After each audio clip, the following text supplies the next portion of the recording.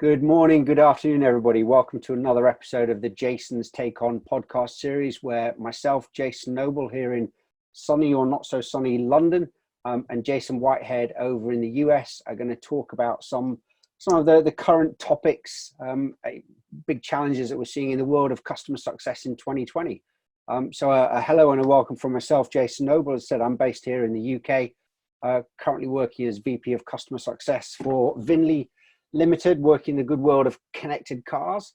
I'll let Jason do a little intro for himself as well now. Yep. Hi, everyone. I'm Jason Whitehead, based over in Washington, D.C.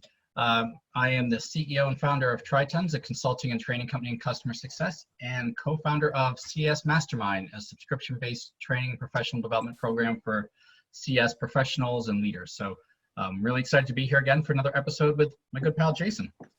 Excellent. Thank you very much, Jason. I think if we look at kind of our first episode that we did for 2020, it was about kind of what 2020, what we saw as the trends, the challenges, and some of the big, bold actions that we'd be taking. What we're going to do is really follow on from that episode now and spend today just going through a conversation that Jason and I have had before around how customer success fits into your organization in 2020. So what are the things that you're doing organizational wise, some of the challenges, the strategies, and how does it fit in the organization? What are the things we're trying to do? We will be sharing the podcast across all the different podcast channels, so please do have a listen on those, and we'll be sharing these links across Twitter and LinkedIn as well. And don't forget, we were really keen to have a lot of guest speakers as well, so we've got some really exciting guest podcasts that we're releasing over the coming weeks. But if anyone would like to be a guest on one of our episodes, please do reach out to either of us. Let us know and what your kind of topic of choice is, and we'll talk you through kind of what the agenda would be and how we do that. But jumping right in, so we're going to talk about how customer success fits into your organization to this year, 2020, going forward. But really the bold challenge question, you know that we like to do these bold challenges and give you guys kind of a big question and ask to take away. But what bold changes can you make today to better embed a customer success culture across your organization in 2020? So we'll be talking through some of our ideas and thoughts on this, but we'd really like to get an idea of what you think there as our listeners. And please do come back and let us know what you think.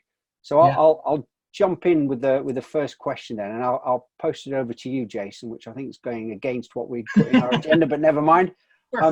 Jason, first one for you. How do you think customer success fits into organizations today? And more importantly, does it fit in well? Do we do it good enough? You know, it's been fun being in this industry for so long, just seeing even over the past 7-8 years how much progress it's made. And I think we have made a lot of progress within the CS community. But you know, and I think within the CS group, you see so many people looking for jobs on LinkedIn. It's becoming very popular. But I still think there's a lot of work to be done, and we still really haven't broken through all the barriers yet. And you know, I think we understand customer success, and we have all of our conferences and more books coming out every day, and all this great stuff. But there's, you know, there's still a lot about it that CEOs and venture capitalists and other business leaders really don't know about customer success, and either they're not talking about it, or they're talking about it in very immature terms. I would say, you know, they're still trying to figure out what this means, and they have some idea, but they don't see it as an earth-shattering change to their business yet. And I think that, you know, we're rating the visibility about customer success, but we're not rating it fast enough, you know, to borrow a phrase of yours here. And, you know, there's still a lot of business leaders who just don't get it, or I hear all the time, oh, we were told to do it. And sometimes we're told by investors, but they don't really put forth the effort. They're trying to give it some lip service here, but they don't give it all the resources to make it happen. So it really doesn't go anywhere. And there's still a lot of instances where CS departments get funded and then cut after a short time. And I've seen that multiple times. So that's kind of a long-winded way of saying, you know, I think the answer is we've made a lot of progress, but it's not yet where it needs to be. We're not quite there yet, and there's still a lot of work to do. And I think, you know, for me, you know, a clear way to tell if we're really where we need to be is until we start to see people outside the customer success department, you know, in marketing and sales and product, until they can accurately describe what it is and effectively advocate for customer success, you don't really have what you need. And I think then you know, as right now, there's a lot of still preaching to convert it, but that's sort of my thought. You know, do you have any reflections on that, Jason? Yeah, I think that preaching to the convert is a really interesting one, because one of the great things that we've got in customer success as a discipline in industry is a phenomenal network of kind of execs, of customer success professionals, of people coming into the trade and the art that understand why we're doing it. But I think it's a relatively small set compared to the bigger business community, and it's how do we break outside of that group that we know it, we understand it, we're beginning to see it break out, but how do we expand that, and how do we increase the momentum? So I think that's really got to be the big focus for a lot of organizations this year. How do you continue that drive and acceleration of this idea of this philosophy and way of working that we know is the right thing to do? We've got some really good examples of it working, but how do we break outside of that initial kind of stage as to where we are now?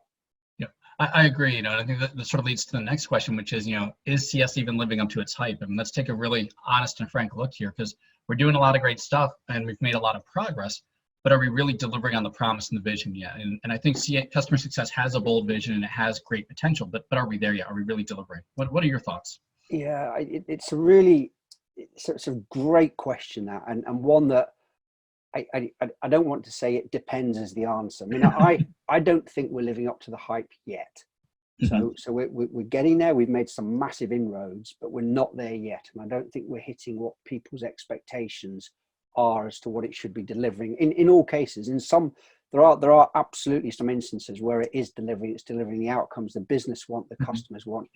But more generally, I don't think it's there yet. And I think there is still a lot where we're still trying to figure out things, trying to figure out the best approach, the best framework, trying to standardize, consolidate the way things are.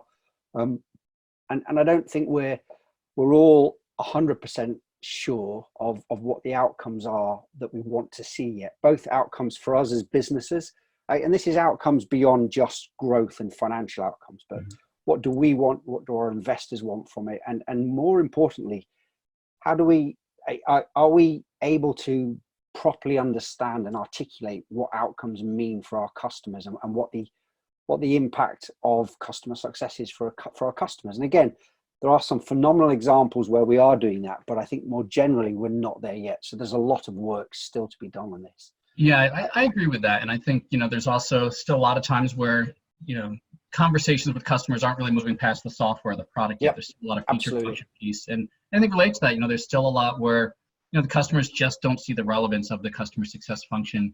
And, if I'm a customer and I put on my customer hat for a minute, some of my vendors have customer success teams and they're all doing it a little bit differently, and it all means something different. And some may be doing it great, others not so great. And some don't do it at all. So it doesn't always seem like a consistent imperative.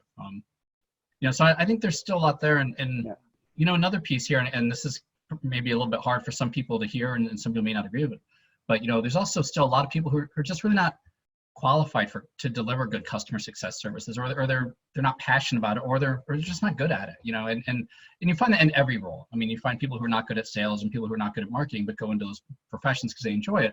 But I think as customer success professionals, we need to take a real solid look at that and just say, do we have people that might be in the wrong role? Or, I think one that we see time and again is that there's a lot of people that lack the experience and direction that they need, and lack the mentorship they need. So they've been put in a position to deliver customer success, whatever that may or may not be, but they really haven't been enabled to do it. So sort of almost like they've been set up to fail.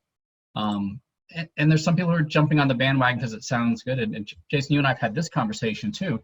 How do you even describe the role accurately? Because the role is so different between organizations. So I think there's some challenges there. And I think the other side too, in terms of living up to the hype, is we're still also not really coming back and seeing those educated consumers that we'd like to see. They're not looking far enough down the road in their own organization about what do I need customer success for? Why is it important? What will I need from them in the first 6 months versus a year down the road? And many buyers of software, because I work with a lot of them as well, they don't understand all the challenges they face internally to get value from software. And they don't have the skills and methods and tools or support to drive user adoption and deliver that internal success. So they're not necessarily having what they need, and their customer success professionals aren't always delivering it. That's kind of a big challenge there. And there's still this big disconnect, I think, between what the hype and the vision is versus what customers are asking and expecting for, and what's the results for both the customer and the software vendor. I think you're so right there. And I think we are seeing these these gaps across all of these different areas. As I said, I think those gaps are closing, but we still have got some big fundamental gaps. And I think one other area that we haven't touched about is how we're selling. And I think in a lot of instances, we're still trying to sell products, but we're not selling solutions that solve problems and deliver outcomes. And I think that, again, we're seeing changes there. And it isn't just about individual sales reps, but it's about having approaches that are kind of more used to selling big enterprise on-premise software services rather than solutions and things that solve customer problems and deliver outcomes. So I think it's really trying to understand our approach to how we're selling, and really look at kind of the methodologies we're using, the conversations, the consultative approach, and also how we're incentivizing our sales guys as well. I think you often see kind of a short-term sales mentality still, or about meeting quarterly targets, quarterly numbers, and it may be an investor focus, an exec focus, and there's the pressure to do that when really what everybody's looking for, including our sales teams, are long-term customers driving increasing lifetime value, but also renewals. So really trying to get, yes, we want to sign, but we also want the customer to sign again in a year or 2 years and to keep going through that renewal cycle with us. And I think you hit on a key point earlier on, Jace. I think a lot of our frontline CSMs are right now, they're fairly early on in their career. These are guys coming into a very exciting industry, but not with masses of experience across different areas. And that lack of experience in having more strategic business discussions with customer execs, customer leaders, is challenging for them. And we're expecting them to have discussions around business strategy, business outcomes. And there's some problems with this because they're not having the most effective conversations, that they're potentially not seen as credible by customer executives. And that if you've not got that credibility, I think one of our very first podcasts, we talked about trust. And if you don't build that credibility, you're just not getting that trust, which is so critical. But they also don't know the right questions to ask. And they don't know how to challenge the customer. And they're also that, they're uncomfortable when it comes to challenging the customer's traditional way of thinking. Don't forget that quite often we're trying to change our customers' behavior, and that requires you to really come with some big questions, right? And helping our customers understand they've got new ways to achieve their goals and outcomes, right? And really help driving that and getting closer to the customer's way of thinking and their perspective. And I think that is so important to do that. Yeah, and one of the ironies, I think, is that more junior CSMs, but actually any CSM, that holds back and doesn't ask these tough, challenging questions. When you ask those tough, challenging questions and you start to shape their thinking, start to get them to see things in a new way, your customers, they appreciate it. And suddenly, by asking the challenging questions, your credibility goes up. So it's sort of this chicken and the egg issue that, well, I don't feel I'm credible, so I'm not asking the questions. But as soon as I ask the questions, I'm going to be credible. And it's just kind of interesting. It is how you break out from that almost cyclical problem, isn't it? Like you say, it's chicken versus egg. And we just need something to help us break out of it. Exactly. I really loved what you said too about the focus on short-term selling, because I think that's still going on. I've had sales folks work for me, and I have family members who are sales folks. And what I consistently hear to this day is every salesperson out there, they work their comp plan. They have different expectations on them. They're the front end of the spear sort of for growing your business. And if your comp plan and your incentive plan is really just focused on, churn and burn kind of thing, as opposed to that long-term renewal. And I think maybe even moving away from the term renewal, but it's an ongoing sale, to an existing customer, and getting people's head around, I have to sell to someone in my organization has to sell to this customer every month, every quarter, every year, whatever your piece is. And until the executives and the CEOs and the heads of sales change incentive plans to reward that behavior and that mindset, you're really not going to get that long-term success from your customers that you want. So. Let me kind of throw the next one over to you, Jason. Based on this, how do we do things differently? What do we have to do as customer success teams and leaders differently in 2020? If we've got these challenges, what should we do to fix them? And how do you start doing it? Because there's some big asks here. Yeah. And really, focusing on the internal side, I think there's still huge, and for lack of a better phrase, the internal alignment issues. There's either disconnects between sales and product and marketing and everyone and customer success, or the other departments are so focused on their own pieces they don't really understand it, and they aren't presenting it accurately and effectively to customers. So I think it starts with you need to be really honest and transparent and have good conversations with peers and managers and team members, and upwards, sidewards, and downwards, and really about what's working for our customers, what's working for customer success, what's working for our customers.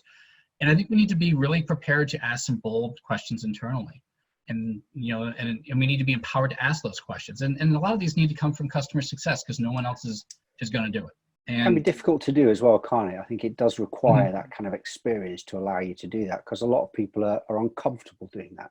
Yeah, and through discomfort comes growth, and you've got to really be comfortable pushing the envelope a little bit, but you need to do it in a respectful and insightful way, and not just doing it in a way that's going to get people to put up their defenses. And I think in most organizations, though, if I'm not even head of CS, if I'm a frontline staff person or a CS manager or supervisor leader there, there's some personal risk to me to do that. And I think what you really need then is CEOs need to really embrace this idea is that implementing a customer success program is more than just setting up a customer success department.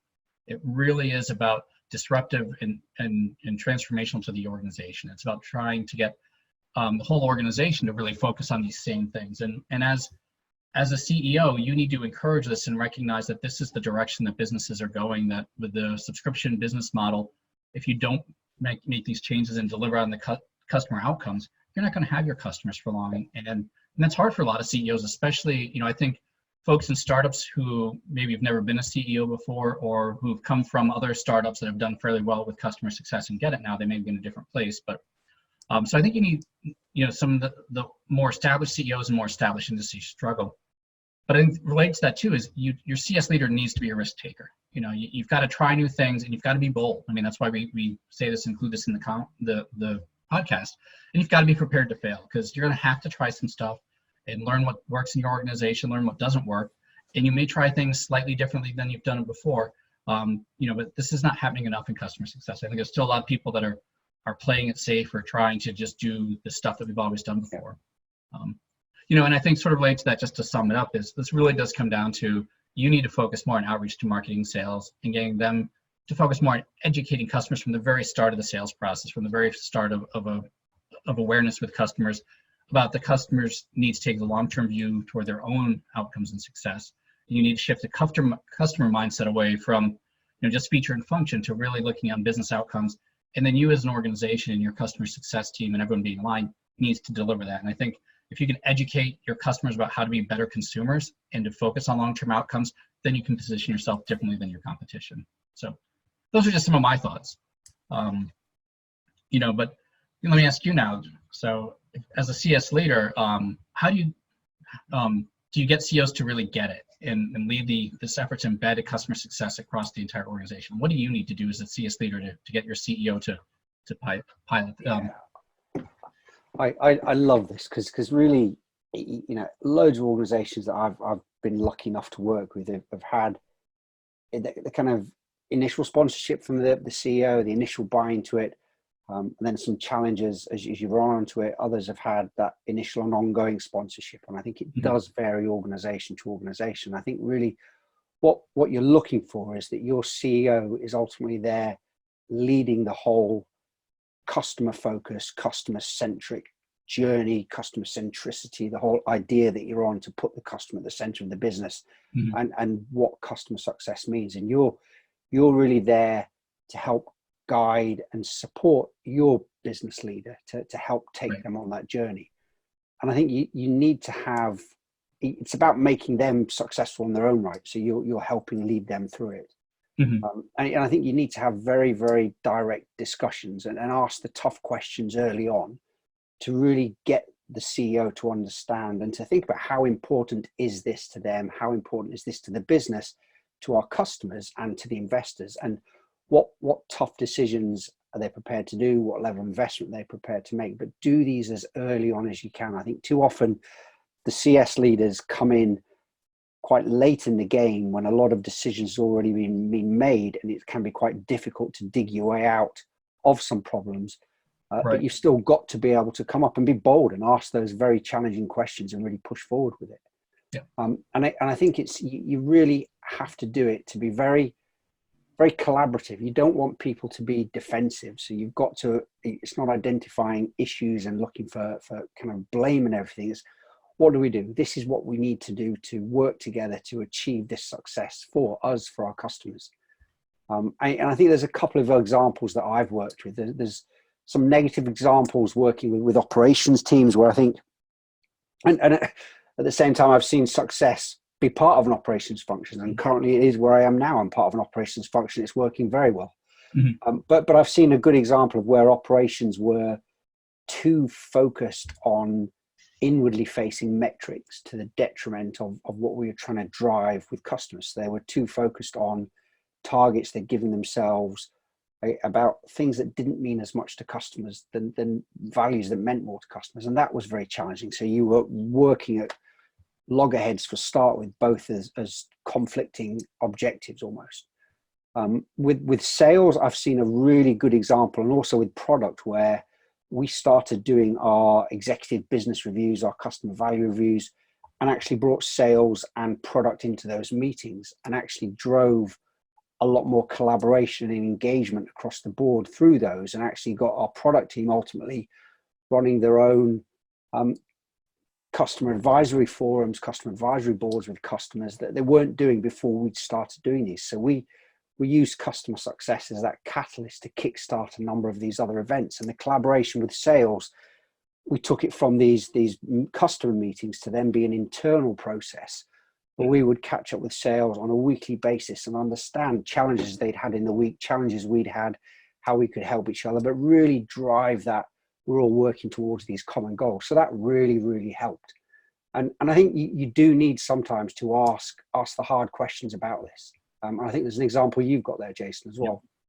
Yeah, when I work with a lot of customers, I think there's sometimes, and I've got a thing on the Tritons website, a free course where we sort of walk people through, and I draw out this graph that sort of shows when the business outcomes are going to happen and how it happens after go live, and all of the organizational dynamics that come in from user adoption and behavior, and get CEOs and executives really excited about what's possible.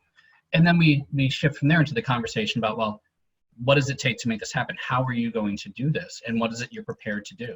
And I asked them some hard questions just to sort of jar their thinking a little bit. Sometimes I'll even ask them flat out, I'm like, look, are you prepared to fire people who don't use the system? If you said we've got to get people to use it in order to get these outcomes, and the system is part of our process now and part of where we're looking to go, how are you going to handle non-performers? What are you prepared to do with that? And just asking that question, them being quiet, it can be challenging for them. They're like, I hadn't thought about that. It never occurred to me that I might have to fire someone that's preventing our organization or preventing others from being successful. And that leads to a whole bunch of other questions. So I think being comfortable asking some tough questions is really key. And I recommend too, trying to ask questions like, how are you going to achieve this if people don't use it? Or how are you going to get people to use it if they've never used systems before? And get them to think about it more. I'm reading a great book where they talk about forced empathy and getting them to understand some of the challenges that people have. And I think you need to do that. Let me throw out to you, when it comes to really getting it and embedding this across cultures, can you mandate it? As the CEO, can you make that happen? Or what are your thoughts on that? Yeah, it's an interesting one, because mandating it, I think mandatory is always a word that a lot of people kind of shy away from and don't like forcing people to do things. But I think it's important. I think to your last question, what do you do if people don't follow this new way of working? I think you've got to mandate it. I think you've got to put in place processes that help people understand why you're doing it. It isn't, we're not just using this or doing this for no particular reason. We're trying to drive Right. benefit for us, for our customers, but you've got to articulate that, make sure everyone understands that. And I think then once you've got that it isn't about mandating, it's about getting people's buy-in to it. And I think that's a much better terminology. Yeah. And I think part of that is having teams to have shared customer goals. If we're all working to common customer goals, that makes it a lot easier to understand why we're changing this and why we need to get this buy-in to do it. And I think it's also really easy to say that we have customer values and visions where we put the customer first. And that is really important, but it's quite difficult to then actually demonstrate that you're putting the customer the customer's success, Right. not just the customer, at the center of everything we do, and make sure that we're not just playing lip service to it. And I think that's the important thing. We've talked about customer centricity before, and it really is, for me, a big part of customer centricity is being on the same journey as your customers, so that you're as responsive to change in their organization as they are. But you need to understand what it is and what success means needs to be for them. And there are still a lot of organizations that say, of course, we're customer centric. And we've joked before, you'd never get a business that says, yeah, we're not about our customers. We're really not. But a lot still are just paying lip service to it. And I think it's really important to take it beyond that and actually demonstrate that it's a core part of our business culture, our business way of working, and our vision and our business values actually do relate to the customer, and there's something to it, and our customers can understand it as well. And when we read out these visions and values, our customers can say, yes, actually, this is what these guys do. Mm-hmm. Yeah, I agree. I think it's so important to have something clear and discreet there. So let me ask you this then, how do you move beyond just lip service, and how do you achieve it, and how do you know you're doing the right things, and how do you know it's working? Because this is a bit of a leap of faith here for folks. How did I know you're going to ask me this? When I just say it's not lip service, and the next thing you say, well, how do you show it's not lip service?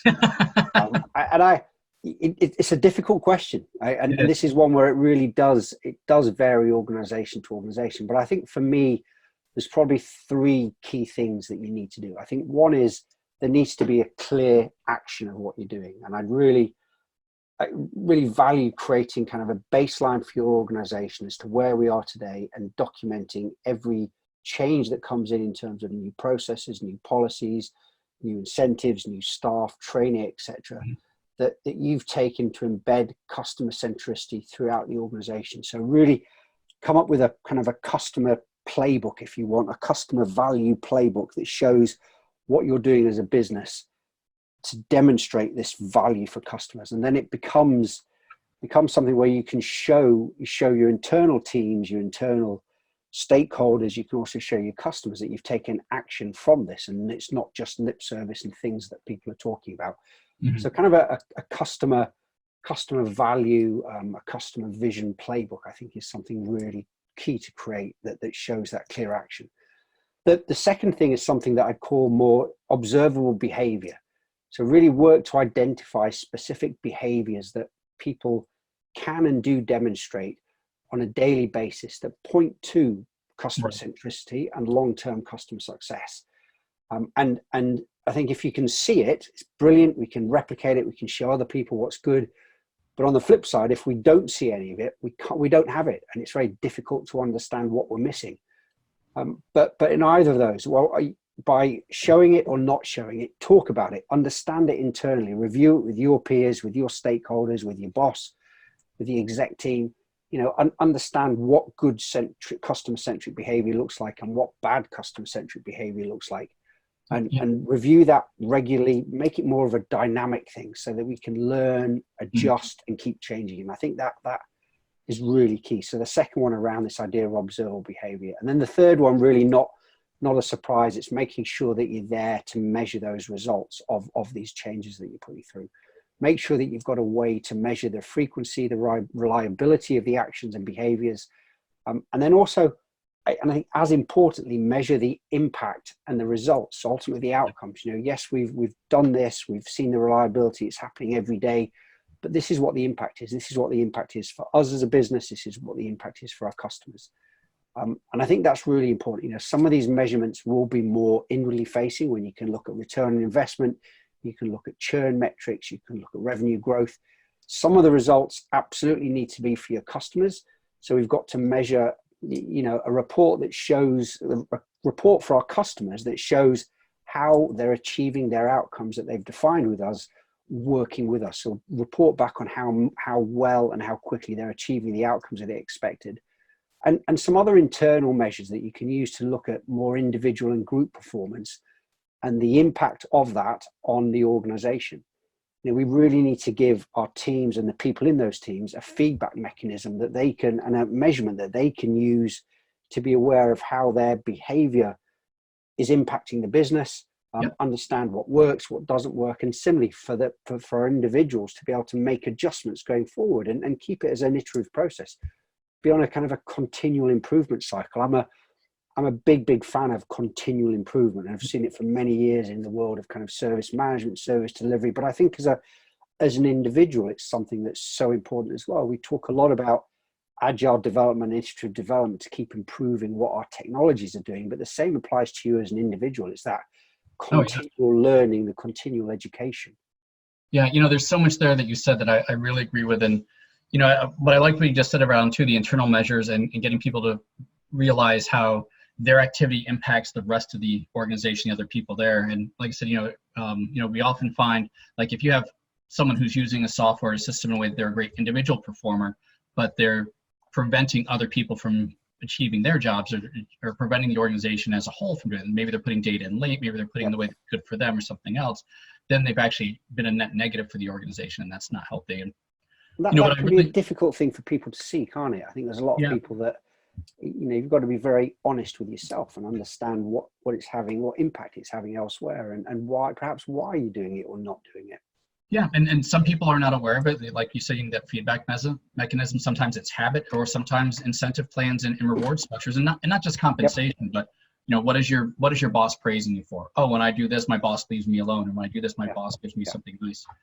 And two other things there that I really like, because you mentioned a while ago too, like the importance of buy-in. And when I hear the words buy-in and commitment, when someone starts to say that, I always pause and say, let's talk about what those words mean for you in this organization and what that looks like. Because, that's sort of one of those words that's kind of like nails on a chalkboard for me. If you can't define it and you can't articulate it and you can't ask for the specific actions and behaviors you want, you don't have it. So, I've often said, buy-in without resources, action, behaviors is bullshit. You don't have it. That is the definition of lip service in my mind. It is absolutely, and I think it's something that you've got to be aware of it as well. And it is difficult shifting. As you said, all businesses are going to be saying they're about their customers, but actually shifting that from being just something that you say to something that you do and can show results from is so important. Yep, I agree. Let me give you kind of another question here, Jace. How would you, kind of what big, bold change would you like to see organizations make in 2020? We've talked about a number of challenges here about the way businesses work, about some of the hype that we're not yet living up to, but what are some of the things that you think businesses should be doing this year? Oh, I tell you what I'd love to see, again, at this organizational level, I want to really see a lot of bold changes on the part of the CEO, where they're doing more to embed a customer success culture, not a department, but the culture and practices in the sales process from the very beginning. I think it really needs to start right up front when we're engaging customers, and a bit with marketing too. But really, the sooner you can get sales and customers both focusing on their long-term business outcomes for the customer, the easier it will be to drive it down throughout both organizations. So if customers are asking for that, if they're buying on how are you going to ensure my long-term outcomes, how are you going to make me successful 3, 5, 10 years down the road? What do you do differently? Show me the processes and tools and resources that you bring. Great. And I think that's going to make a difference. So I think the more that CEOs can embed that culture all the way down is going to be absolutely, critical. And I think also having businesses learn to sell on business outcomes and to move away from feature function and even just, potential benefits, but really those long-term outcomes. And, when they say, oh, here's how this benefits you. Well, tell me, how does that benefit me in 1 year or 3 years or 5 years? Tell me, what is it I need to do to achieve those benefits? And get the customer to buy on business outcomes and really get everyone focused on delivering those. And, we've had some great guests on the podcast, and, I'm thinking back when we had Dave Jackson, I was talking about getting product-led customer success and getting the product team to try and build in functionality or other materials inherent in the product to help deliver that success and make it easier for the customer and for everyone else. That needs to be there as well too. And I think the more you can get the CEOs to build and embed that culture all the way through, that's going to be absolutely critical.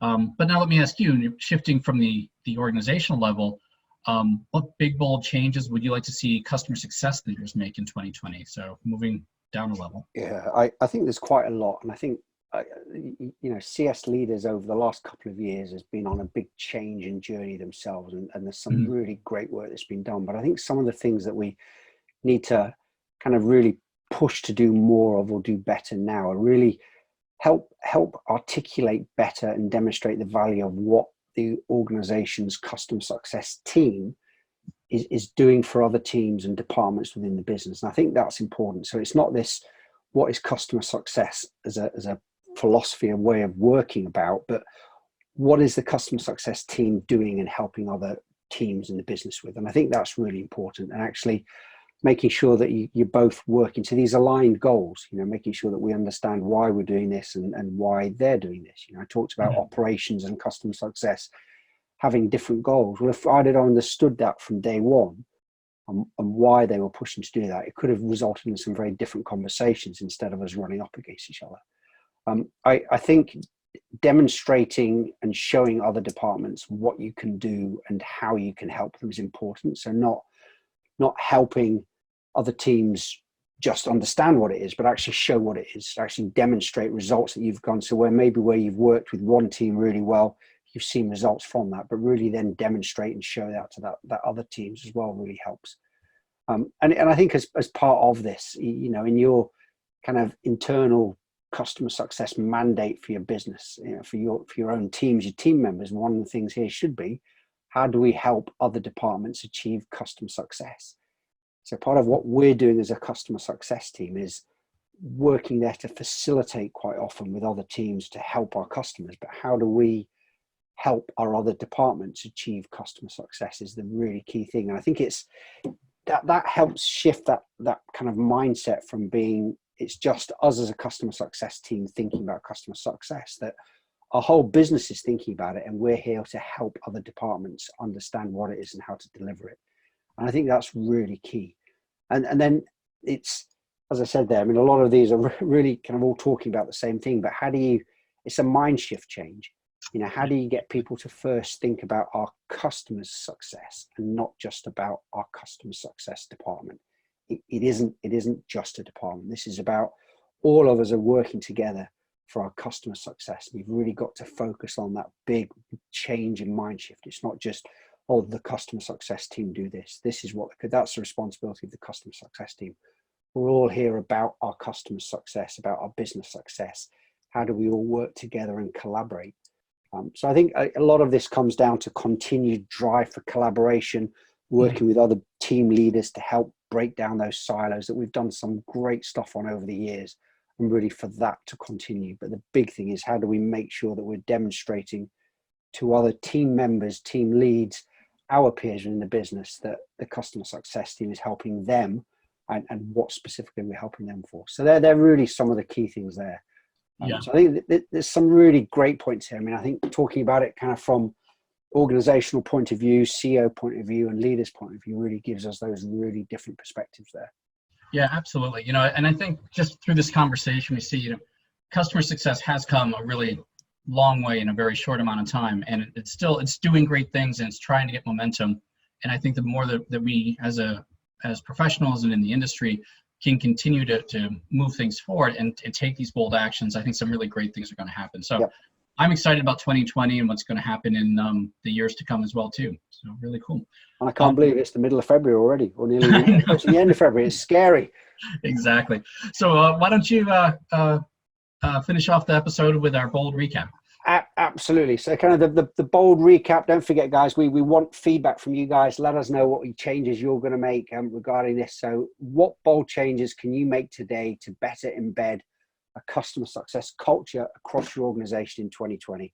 So how do we think beyond the department and get this to be part of our organization, the way we work as business?